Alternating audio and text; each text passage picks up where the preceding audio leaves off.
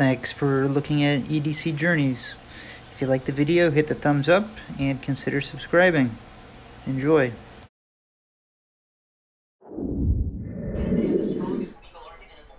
What's going on, guys?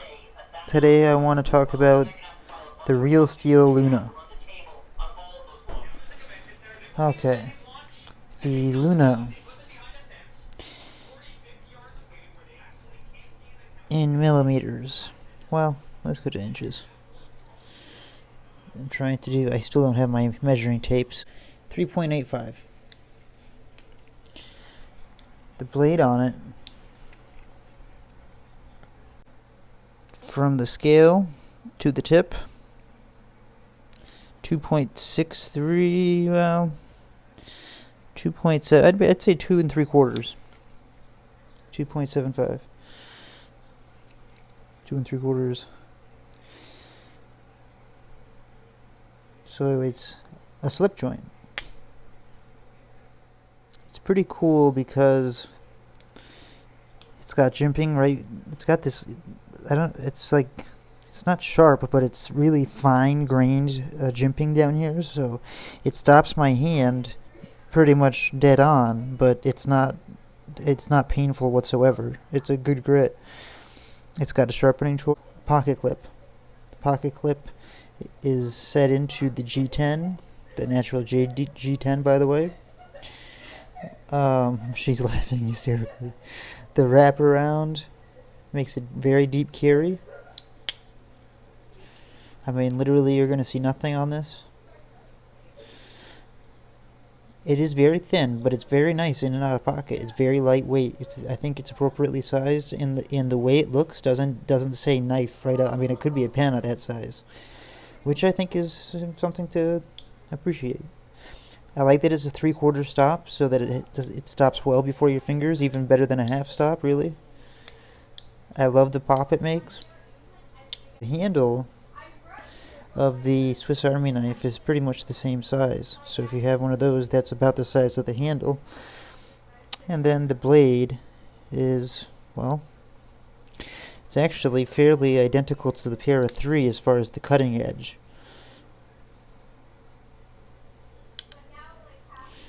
I'm trying to figure out a way to show you.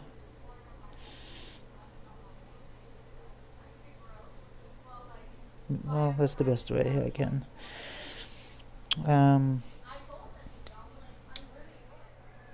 Anyways, I was also noticing the leak kind of lines up with it as far as size is concerned.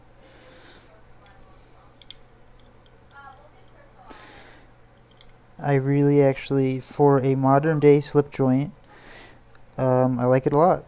It has the edge basically of the Para 3. It's really thin behind the edge stock. Let's see. 0.07, well, that's in inches. Let's go to millimeters. 0.199, so let's say 2 millimeters. Yeah, pretty much exactly 2 millimeters. Thick, which is, that's, well, 2 millimeters thin, I guess you could say also.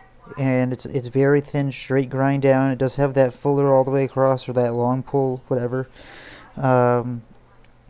But it's a flat grind all the way down. It's got a very nice piercing point. It's it's a slip joint. It's definitely a lightweight. It's like a counterpart to the I'm thinking of the bug out, but it's like in slip joint form. So it's not going to be the most machined feeling, like solid feeling knife there is. It's going to, it's lightweight. It's just got plastic, but that blade, let me tell you, is seriously sharp. Kiki's right here, my co-star. She apparently really likes when I get on YouTube because she never sees me any other time of the day. So there's the Real Steel banner.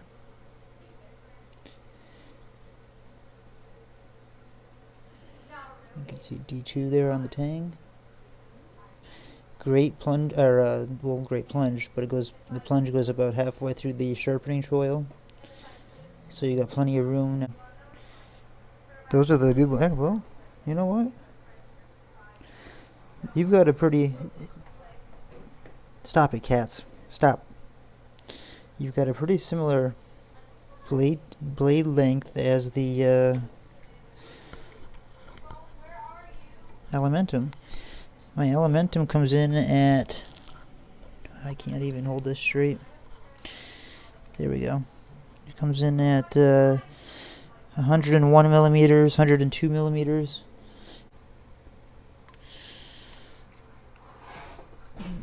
97.9, and the cats are going nuts. Okay, beautiful. Stand by. So, it is actually pretty close in length. It's obviously going to be far different in blade. You know, we know that much, but to give you an idea. You know, and I do like the handle shape, where it kind of gets bigger back here. I'm kind of trying to do upside down, I guess, aren't I? It kind of gets bigger back here. It's chamfered at the edges. It's got flat spring that's pretty flush with the back. Is there any gaps? I don't even know. I didn't even look. No, it looks good to me. Straight. Ooh, look at that thin blade. Yeah, it's pretty thin, guys. It's really compact, which is what makes it nice. I really appreciate that about this. It's got the lanyard hole. I don't believe it is. Yeah, you can't switch the clip around because it's set into the G10 here, and there's no spot on this side. Yeah, that's pretty much all I have to say about it, guys, other than I really like it. It's a slicing machine. You know, depends on the job that you need to do. Remember that. You know, if I, for example, slicing through like a cardboard box, a cereal box, let's say, this thing sliced right through like it's a very slicey blade. As far as the blade is concerned, you know, where the blade on the Freeman is awesome, but it's big and it's even thick behind the edge, so fine cuts are difficult. Well, not difficult, but in comparison to something like this is more like a scalpel. That's the way I see this. But it's not heavy, you know, it's in a totally different league. It's not that this would break 10,000 times before the Freeman. This is built differently. This is a different object. But for EDC chores, this is a cool knife.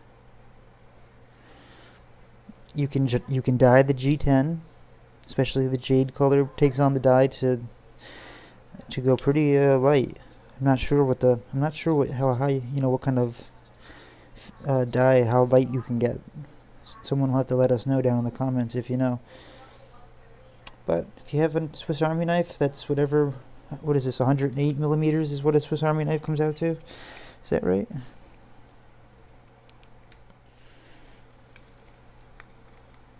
If this is correct, I blame Tobias. No, it's not. Why did I not know that? It says 90. Maybe there's an 88, and this is somehow the 88, but it comes out to 90. I just watched a video of his where he like listed off all the different sizes for the Swiss Army knife, but they're compared to, I think it's 100. Now I don't even remember. Whatever. I don't have to measure it again. You guys saw it once already. That's compared to that. So it's got a good handle size. It'll give you look at the shape of the Elementum as opposed to this. I mean, I get that it's different, but it's got comfort built into it. With the chamfering, the pivot is nice. Yeah, so those are my comparison knives, really, as far as handle size. As far as blade, I look exactly at the Para 3. It's totally different above the apex, but it's like the same geometry, in my opinion. And I love the audible click. I love that pop. I really do. I like this knife a lot. I absolutely would say it's a boy. I'm trying to look at it unbiasedly for the price. You know what? For the price, I think this is a.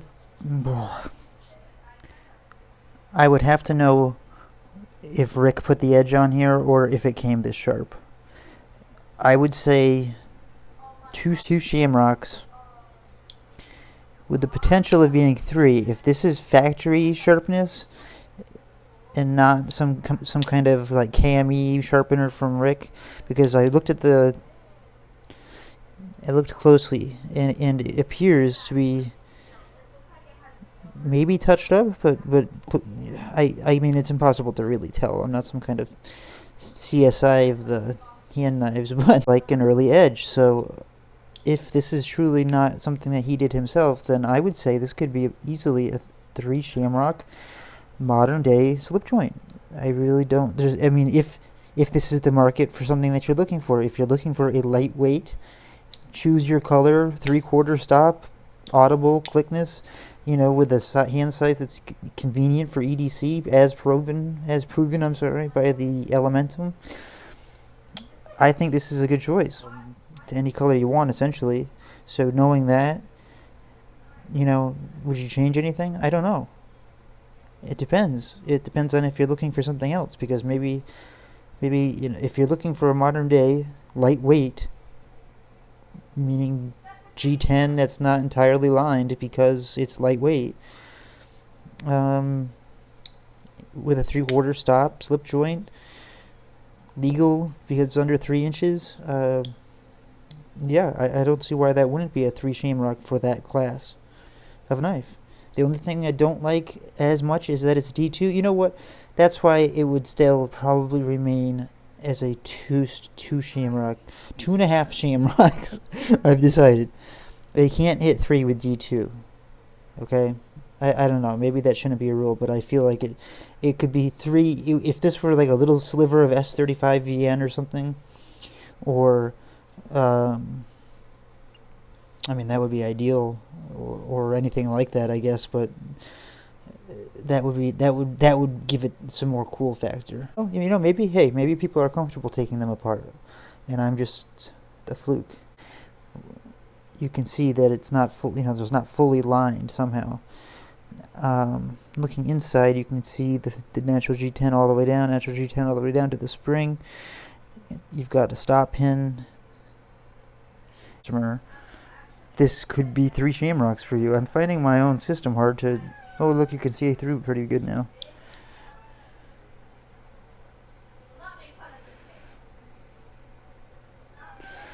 Just to tell you. Oh, the EDC... I think maybe I was talking about an EDC size handle, because I feel like that's important to call out again. This handle, it's different than, say... when I think slip joint, sometimes I automatically go traditional, and I'm specifically saying modern traditional because it's modern traditional in style, especially. Whereas this is a replication of a traditional knife. My point is that if you're looking for something like this, but something more on this side of things than this side of things, here you go. It's a great slip joint that's under 3 inches for EDC use. And for EDC use, it's a great value.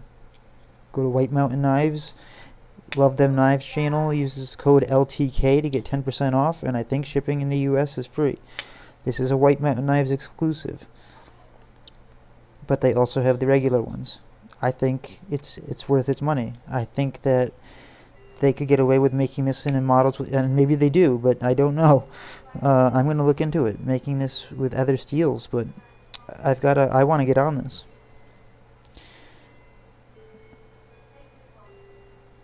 I hope I can get one. I'll have to check the hobby fund. Anyways, guys, that's my report on the Real Steel Luna. Hope that tells you something. If you have any questions or I can help you in another way, let me know. I've got some sharpening videos that are going to be coming out soon. So I've got my test knife ready to go here. And Rick, I can't thank you enough for loaning me the knives. I'm still going to play with them for a few more days, maybe a week, and I'm gonna get them back to you. But for the most part, I'm just wrapping it up with them, and they'll come back as sharp as they were, I promise. But I'll let you know when I ship them. That'll probably be next week, sometime later on in the week next week. Okay. EDC Journeys. This is the journey. I think we should use this more in comparisons. I really do. I think more people have this than I realized. And it's a fair size for people to understand. I think even people who don't have a Swiss Army knife kind of just know about how big it is. So I think it's a fair thing to use. Oh, it's about the same size as the Barlow, a little bigger. Um, as a comparison knife. I'm not going to keep ruling that one out anymore, especially since I just got it and I now have the opportunity to not rule it out. So I'm not going to rule that out. Have a good night. Hey, thanks for joining me on this journey. If you liked it, hit the thumbs up button and consider subscribing. Have a good day.